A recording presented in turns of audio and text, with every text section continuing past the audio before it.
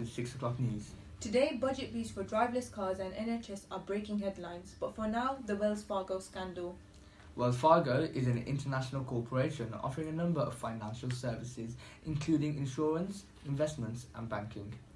They are to be potentially fined for $10 billion.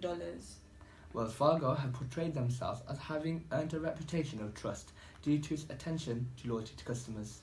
It is an ongoing dispute consisting of fraudulent sales practices over a period of many years since 2002. The basis of this scandal is that they created a number of pseudo accounts under customer names without their consent. The scandal focuses on embezzlement, charging a number of innocent customers an overwhelming fee of $2.5 million. The reason for this scandal occurred because of John Strumpf, Wells Fargo's CEO, had pursued the idea of 8 is great. This is where 8 products must be in the hands of each Wells Fargo customer, which was proven difficult as they were a bank providing a service. Employees found it an exhausting task to meet this quota, thus had to create fake accounts. Top-level management had blamed a number of employees and fired 5,300. However, the employees argued it was due to the managers setting unrealistic quotas. Other factors contributed as well, such as employee wages. The company's profit increased by 16%, and employees were told if quotas were not met, bonuses would increase by 15 to 20% of the salary. Yet this was false.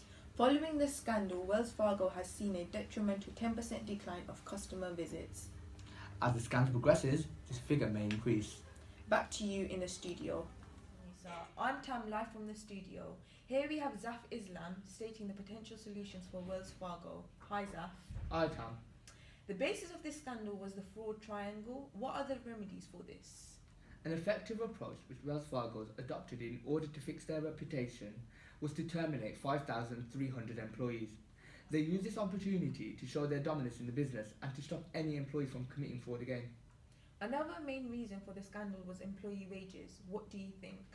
Wells Fargo gave 25,000 tellers and other entry-level workers a raise, as well as increasing the new minimum salary from $13.50 to $17. They eventually decided to offer a pay rise, whilst the bank was struggling to overcome the bad publicity created from their alleged mistreatment of employees.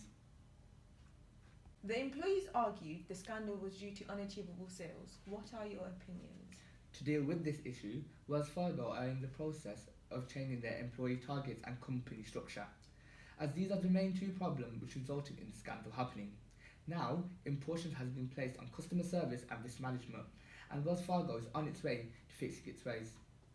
Yet the board of directors argued it was due to carelessness of employees. Is there anything the board of directors could have done to improve this? In order for the board to work effectively, there needs to be a balance between the number of types of directors. For example, the chief executive officer and the chairman need to make sure that there is an eye kept on the firm's performance. This was not the case for Wells Fargo. Also, the board should be aware of everything happening in the firm, and immediate investigation should happen if there is a negative implication. What about the principal agent theory? Another method is to enforce that there is a stronger corporate governance regulation. This makes sure that managers know the negative consequences for not following the firm's standards. The board of directors should clearly reinforce their code of ethics and inform that all managers know about the laws such as the Companies Act in 2006. The last downfall was bad auditing practices. What are your comments on this? A solution which could have benefited Wells Fargo would be to let go as KPMG for their auditors. They did not disclose any information about the scandal until it escalated beyond what it could have.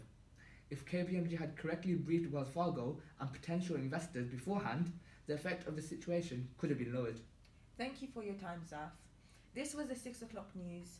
See you tomorrow with more updates.